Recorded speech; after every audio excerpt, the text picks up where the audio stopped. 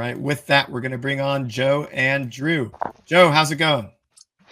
Hey, I'm doing great. I love that last segment. Dude Wipes is an awesome brand. I love hearing them talk. They're great, man. Yeah.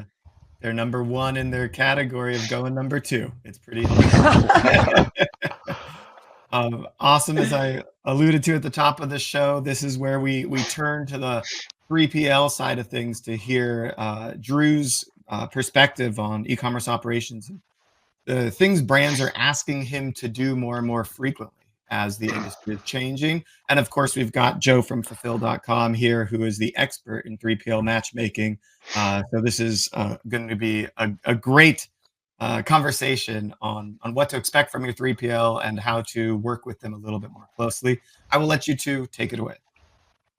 Awesome. Thanks, Derek. And thanks to the whole Pipe 17 team for having us here. It's been an awesome event so far today. Really quick background on myself. My name is Joe Spisak. I'm the CEO at fulfill.com.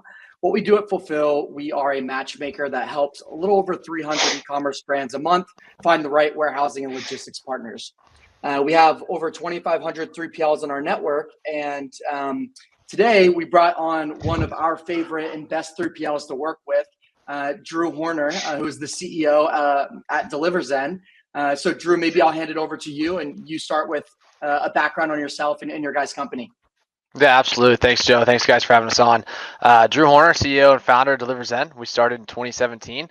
We've been growing really big kind of since then. I say really big we're a niche 3PL for sure. But typically what we focus on is 90% of our business is going to be the cosmetics and wellness space. But really, there's other products we have in here. We do apparel, we've got jewelry, we got accessories in here, we got purses and bags as well. Kind of in a nutshell, anything that's under 5 pounds that fits in a shoebox is what we can do for you. But our main niches are going to be that cosmetics and wellness space. Our mission is to deliver the best service in the order fulfillment industry. I think we might expand on it a little bit here in this part, but yeah, that's a little bit about us. Awesome. Yeah, thanks for the background, Drew. And I already know these details, but I want to fill everybody else in on the call. Tell us just kind of some high-level specs on your guys' operation as well. Like how much square footage are you guys working with? What part of the country are you located in? Warehouse management system technology, any type of additional details you could give would be great. Yeah, totally. So our WMS platform is a great partner. Huge fans of these guys. Ship Hero, great platform for those guys. Awesome system to use. And then we have about a total of about 120,000 square feet now between 3 different facilities here. So we started in the location we're here now, which is 34,000 square feet. We've got we have fully climate controlled here. We're fully climate controlled down the road as well, which is a 40,000 square foot facility down there.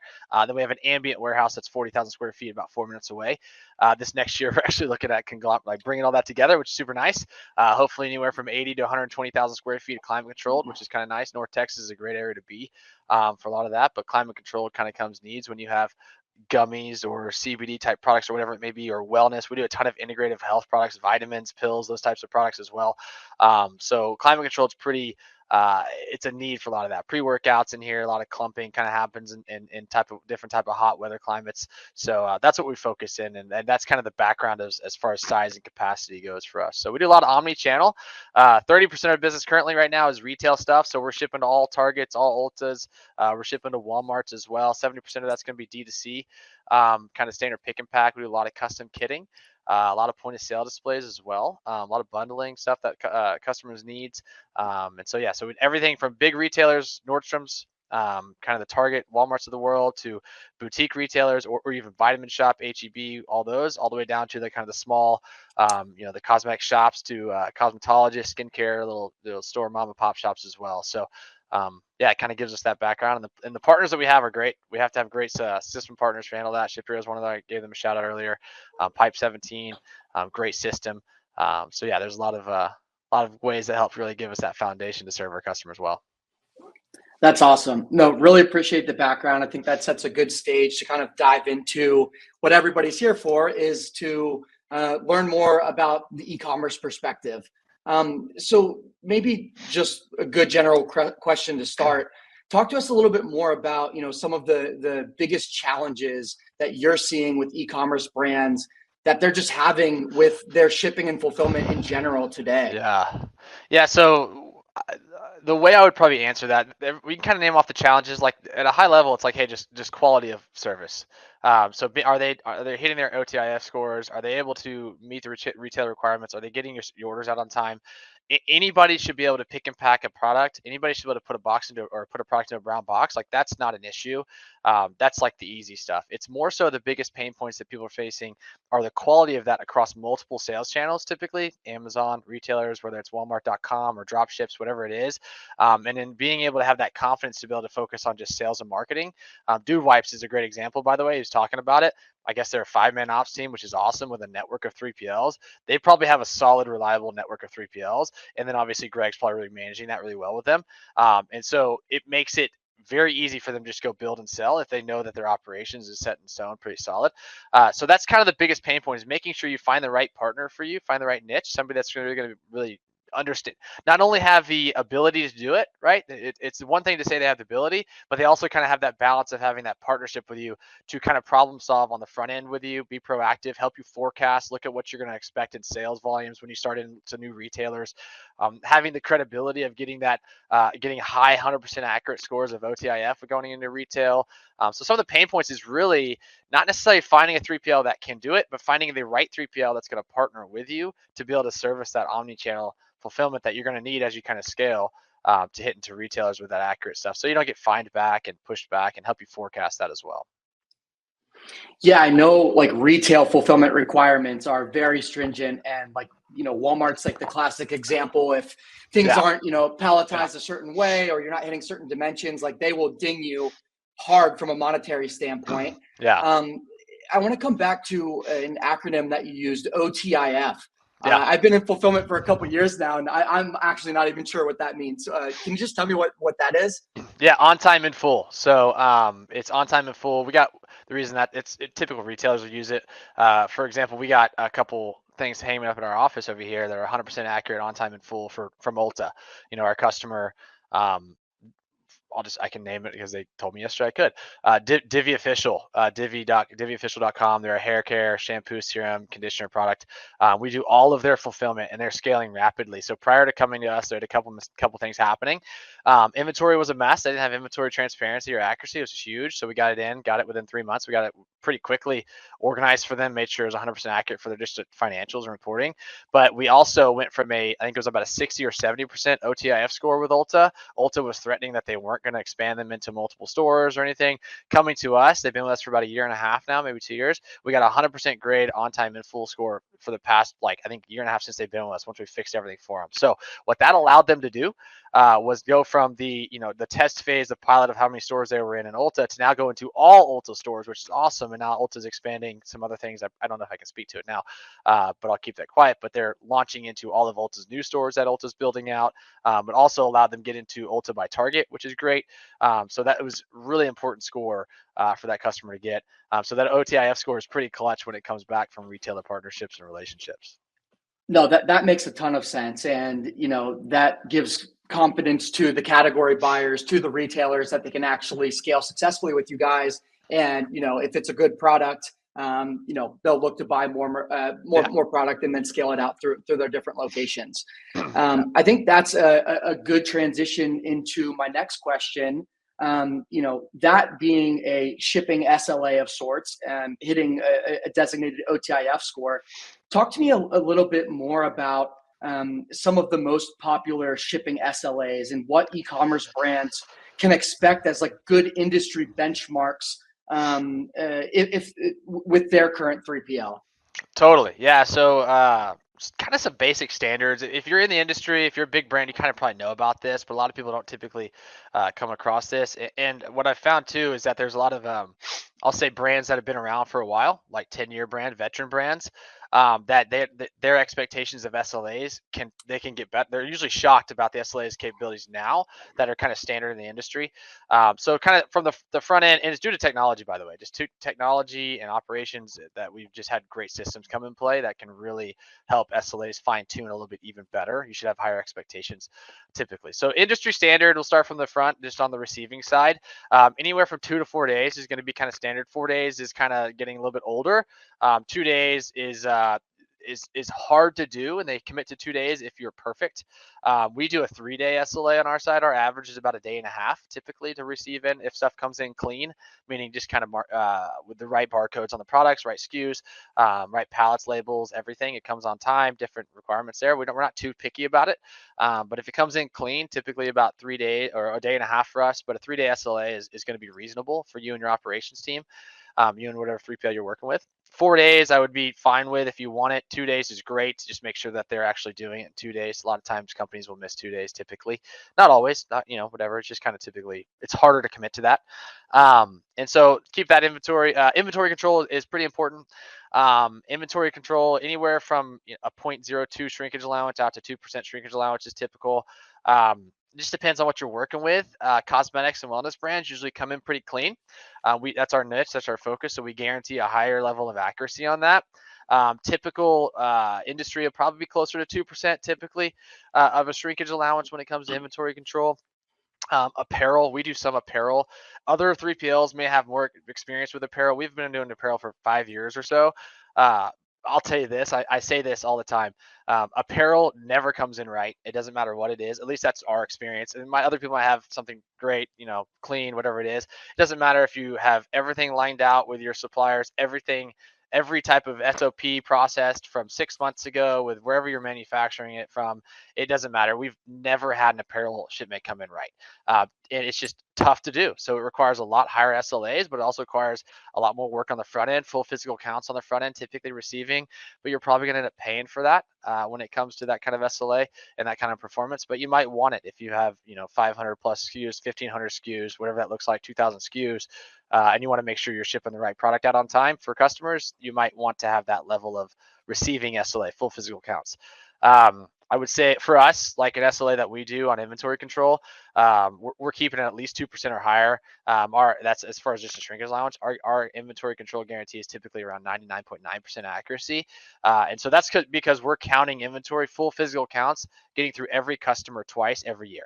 We're making sure that we have our ICQA team dedicated to a section of the warehouse every time. So they're going a full physical count on that section of locations, whether it's 50, 100 locations, whatever that is, full physical count of our ICQA team counting every product through those locations, which is allowing for us to get through every customer we have approximately around twice a year for full physical counts. So that's something we do without charging our customers at it. But that's us internally. We're doing that to kind of help raise that bar of inventory control. We know that inventory is probably the number one thing for customers. That's where all of your money is. That's how you make your money. That's how essentially what you're investing in. So that's a huge high requirement of high standard for us. I can keep going down some SLAs if you want. SLAs on outbound, every order in, you should expect a same day in, same day out expectation, no later than 12 o'clock, 12 o'clock warehouse time. So middle of the day, we do a 1 p.m. warehouse time where we are. There are companies that can do it, go out to 3 o'clock, same day delivery. If an order comes into their warehouse by 3 p.m. that day, they can get it out. It just depends upon what the orders are. A lot of times, if they can get pickups later that day with carriers, just kind of a lot of volume things that kind of happen to play in there. But I would expect at least a 12 o'clock. If they're not doing 12 o'clock, you can either question them on that, or you could probably go find somebody that might be able to meet that need for you. But again, that's one where I've seen kind of bigger brands that have been in the industry for 10 years. When I tell them, hey, we can do it by 1 o'clock, they're like, oh, our current guy's doing it at 11 o'clock. Well, it's simply just a system thing. It's just making sure you have the right technology. So a lot of newer 3PLs have great technologies. And I know ShipBob's coming on. ShipBob's got a great platform too as well. Their technology is awesome. So a lot of those are kind of some basic SLAs, kind of wrapped it up. Like at least 3 days on the SLA on the inbound side, at least, with good expectations of what they can do there. I would say inventory accuracy, at least 99% above or more. On that side of it with a shrinkage allowance. And what other SOPs? I'd ask questions on that. And then outbound D2C orders should be at least by noon on the D2C side. B2B is different because all of them are different requirements. Should have a baseline, at least 4 days of baseline, but some of them you have to get it out within 2 days. Depends on the retailer. But those are some good kind of metrics that you could probably be looking for the industry standards. No, that was great. Super thorough and really appreciate that. So kind of a final question here to close the loop on SLAs.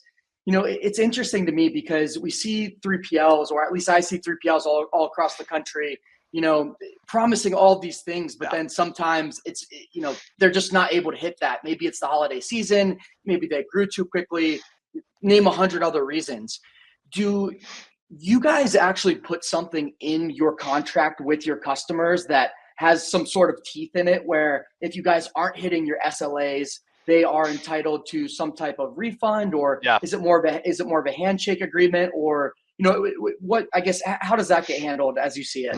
Yeah, totally. So, whatever we say we do, we're going to do regardless, and we're going to back that up in writing. If we break a product, if we mess something up, we're going to cover the cost of those products, the manufacturer cost of those products. If we misship a product, we're going to make sure we ship it. We're going to reship it at our cost and expedite that next service up for you to get it a little quicker to your customer, whatever that is. We're going to cover chargebacks from retailers. That is all contractual for sure. We do handshake deals all the time, and it lets your yes be yes and your no be no is extremely important.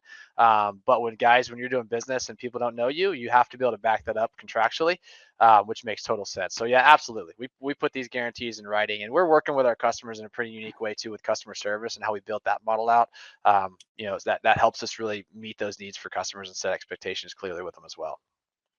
Yeah, that's awesome to hear. I wish that's something that I knew as an e-commerce brand owner years and years and years ago, Yeah. who went through 3 different 3PLs over the course of a year and a half, just Yeah. had a terrible experience all around, and I didn't have any teeth in any of those contracts, where whenever mistakes were being made, we were just losing out on all of that money and all of that potential business. So that's awesome to hear that you give your customers that guarantee, and I'm sure that goes a long way in terms of signing new customers. So thanks for Yeah.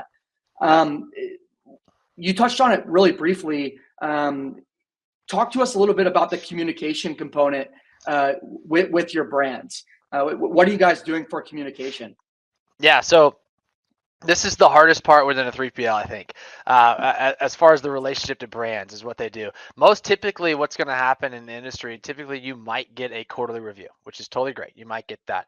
You might send out an email and get a response 24 hours later. Those are kind of typical things. Our mission at Deliverzen is to deliver the best service in the order fulfillment industry. We're not going to focus on everything end to end. We're going to help you across your supply chain, but our focus is order fulfillment. We're going to be the best service in the order fulfillment industry. So some of the things that we do is that we're dedicating every brand gets a direct account rep. That account rep is not just a customer service rep that's off site or in an office somewhere, whatever it is. That account rep is actually an experienced ops person that's actually on the warehouse floor. You have direct access to that person. We do a dedicated Slack channel as well for all of our customers. And so you're not just waiting on a response. Our response times have gone up tremendously since we started doing that maybe about a year ago or so. And so you're getting somebody that reports directly to our director of operations as well. So they can cut the red tape and solve problems for you.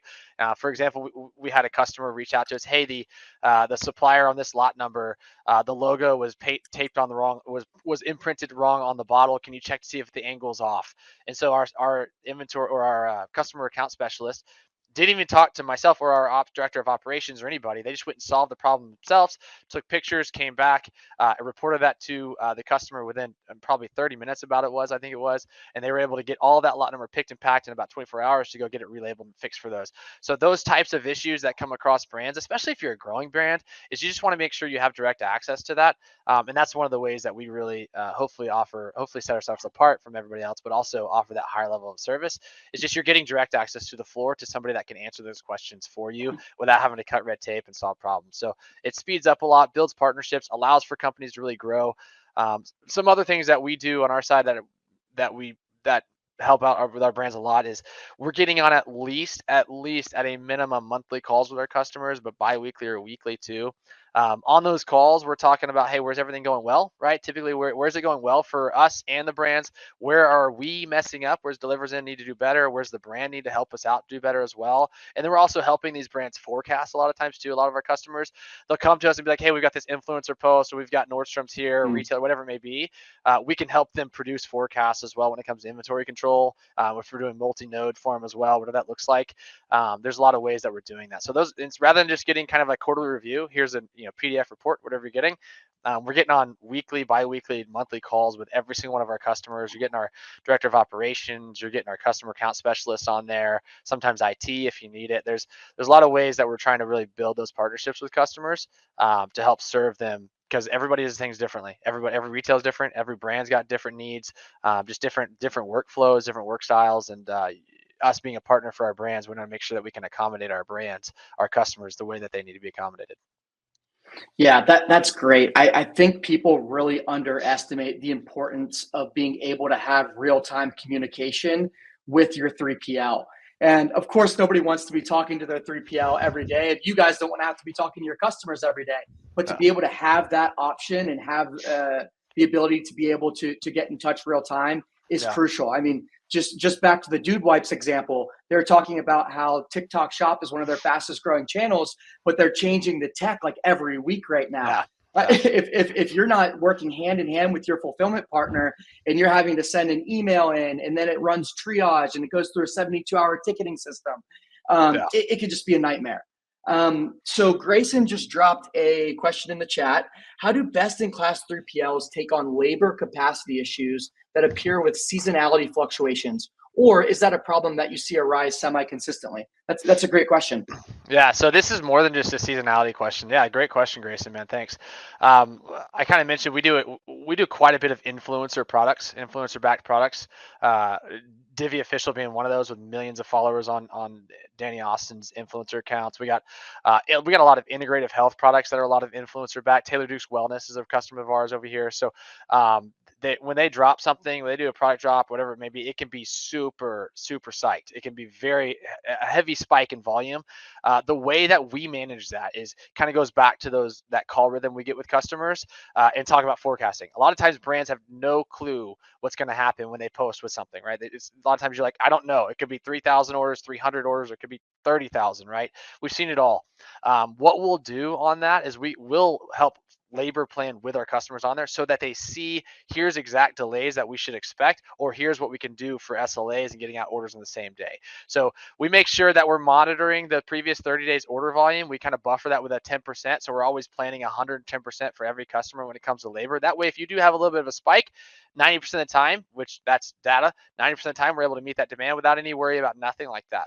But that kind of 10% of the time where multiple customers might have a spike for us, or you guys have a big spike, whatever it is, that's unplanned, we've already hopefully planned with our customers on the front end saying, hey, if you hit X amount of volume, there's going to be a 1 or 2 or 3 day delay or 4 day delay. If those delays happen, we're seeing order volumes every day for our customers. So if we see a spike above a 10% or something that we are going to be concerned about with labor problems, we will reach out to you and we'll say, hey, here's what's happening. We're bringing in more labor for you. You should expect a 24, 48 hour or 72 hour kind of delay to get all of your orders fully caught up for that. So we have labor that comes in on a 24-hour notice around here. We've been doing it a while enough. We have really good relationships. We can bring in 10, 20, 30, 40 people in here that helps us really meet those demands kind of within a 24-hour notice. We also have incredible systems that help bring on those that temp labor pretty fast for you guys, where they're not messing with anything. The system tells them exactly what to do, and they can just pick pack right to it, which is super nice. So managing that is here's what I'll say to kind of finish out the answer for you, Grayson, is that managing the labor and the operations, like that's not the hard part. It's more so making sure that you're working with your 3PL and your customers to make sure you're seeing, or you as yourself, if you have a brand or whatever it is, that you're working with your 3PL on the front end as best you can to make sure that they are set up for the success to meet that demand for you. So seasonality stuff, that's pretty standard. Everybody can plan for a Q4 kind of sales and holiday sales, or if you're a sunscreen product and you're kind of selling big time in the spring going into the summer, that's like your peak season or summer season. You can plan for that pretty easily because you can see that.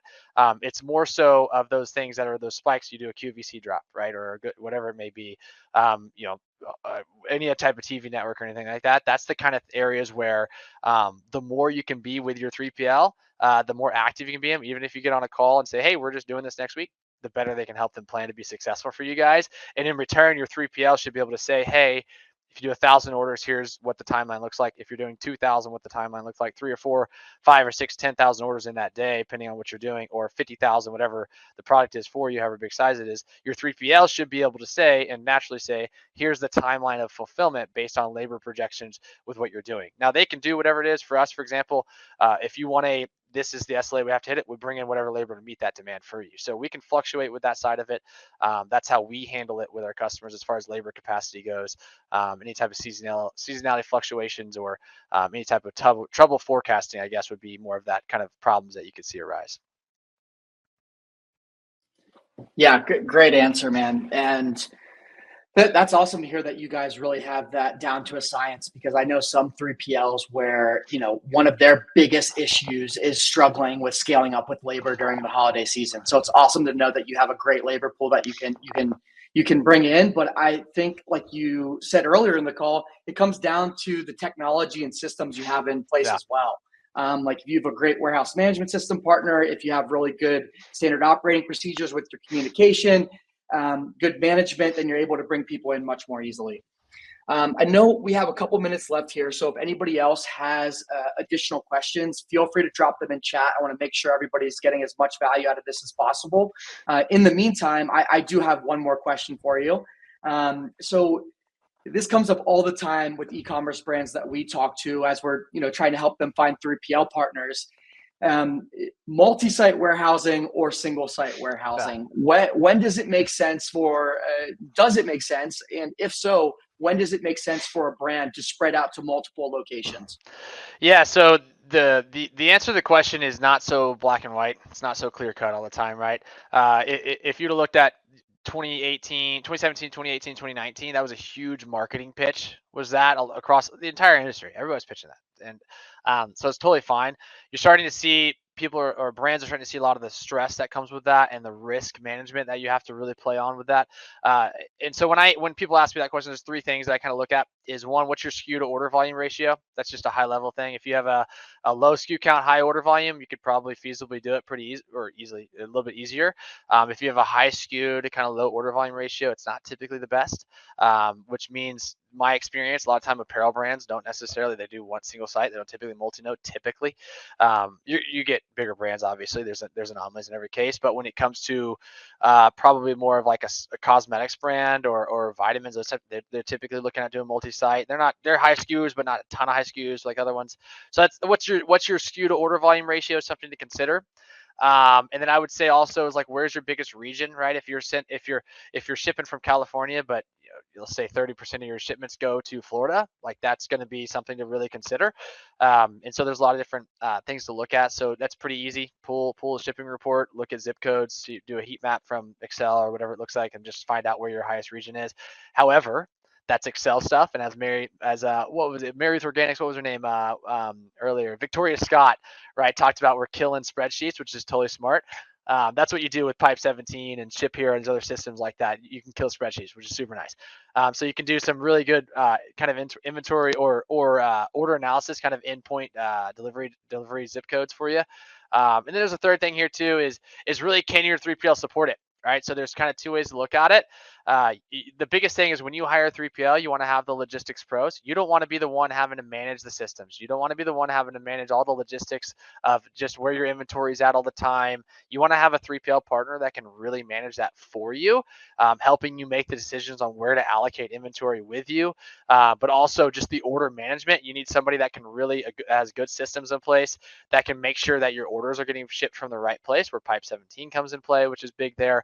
But you want to have a 3PL partner that for the little stuff too is going to make sure that they're entering those SKUs and bundles in their systems, for managing the system for you. It's not, when you hire a 3PL partner, it's not your responsibility to make sure their system works accurately and right. It's their responsibility to make sure that their inventory is right and the data is right, the bundles are set up, that the inventory across multi-sites are managed for you. So you can find a 3PL partner that really has the capabilities of doing that. For us, we're a single site here in Dallas, but we white label and partner with other 3PLs across the US that have solid systems on the same systems as we do. We have a presence in those warehouses as well. We tell our customers as well, if they need multi-site, here's who's doing it, here's the price point, but we're going to be we're your single source of contact. We're kind of your single source of truth for everything. So it's a single source login, which is super nice. You don't have to worry about managing and talking to different reps at each floor. You're talking to Deliverzen, who's working with whoever it may be in California or in Vegas or Salt Lake or in Jacksonville, Florida, or up in New Jersey or Pennsylvania. We're your single source of truth for that, and that's what you kind of need. So we're totally transparent with our customers, saying, hey, here's who's doing the work, but to keep things as simple as possible, is like, we're the logistics pros. You can talk to them. We bring them in on meetings all the time, whoever that may be. But really, when a brand hires a 3PL, they're outsourcing it for a reason, and they're outsourcing it. Like, they don't want to stress about it. They want to know that you got it. They want to work with you. And so you're hiring the logistics pros, and that's what we do. Is we say everybody can give you the systems to do it yourself. It's totally fine. 100%, but we don't expect our customers to do it themselves. We're the ones it's our responsibility to make sure that we have enough inventory in the right location for you, right? If you're shipping an order out of Florida, you want to make sure that both SKUs are in Florida rather than have to ship from California and Florida to cost more shipping costs for you. So you're kind of wanting to make sure that your 3PL can really support that and that they're working with you and alongside you to help you plan and forecast and take on a lot of that workload and responsibility from you. Awesome, man. Well, Derek's hopping back on, so it looks like that's time for us. Sorry, But thanks a lot, Drew. You crushed it today, man. I learned a lot. I even learned a new acronym today, but I really appreciate it, man. That was a lot of fun. Yeah, thanks, guys. And sorry if I took a little bit too long there. I appreciate you No, letting me go over. perfect, man. Great answers. Joe, really quick before we go, tell everyone when they should get in touch with you and fulfill.com. Yeah, if you're an e-commerce brand looking for a new warehousing and fulfillment partner, come talk to us. We can compare 2,500 plus 3PL locations at scale. We offer this as a free service for brands. We've been doing this for years and years and have helped thousands and thousands of brands. So that's when you can come talk to us. My Twitter is Joe Spisak. I'm on LinkedIn. My name is Joe Spisak. Feel free to reach out anytime. Love it. Awesome. Highly recommend keeping in touch with Joe. Follow him on social media as well. He has great insights into the industry because he knows all the 3PLs on a first name basis, I think. Awesome. Joe, Drew, thank you so much. We're going to move right into our next session. See you guys later. Thanks for having us, guys. Yep.